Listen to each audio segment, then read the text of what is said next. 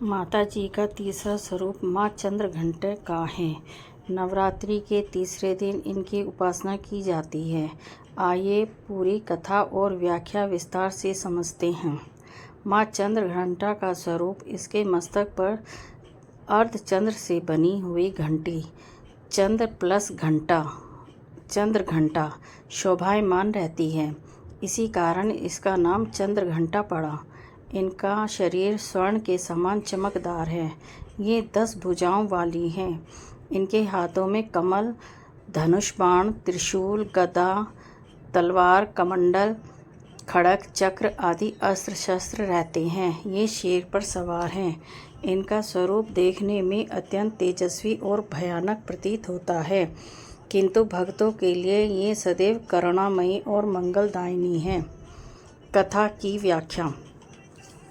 पुराणों के अनुसार असुरों का उत्पात। एक समय महिषासुर नामक राक्षस ने देवताओं को परास्त कर स्वर्ग पर अधिकार कर लिया।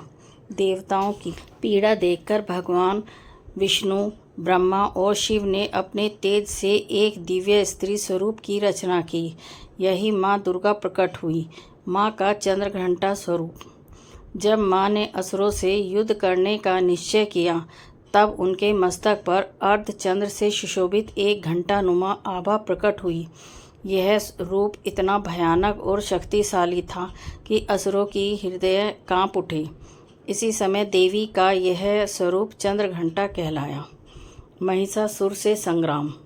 देवी ने शेर पर आरूढ़ होकर महिषासुर और उस असुर दल का संहार करना प्रारंभ किया। देवी के शरीर से निकलती हुई घंटाध्वनि से असुरों के हृदय भय से कांप उठे।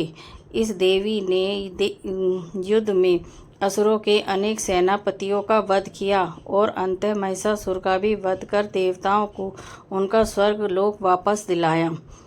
आध्यात्मिक महत्व। माँ चंद्रघंटा का स्वरूप शौर्य और वीरता का प्रतीक है। उनकी घंटा ध्वनि दुष्ट शक्तियों का नाश कर भक्तों को सुरक्षा प्रदान करती है। इनकी पूजा करने से हृदय में साहस और आत्मविश्वास का संचार होता है।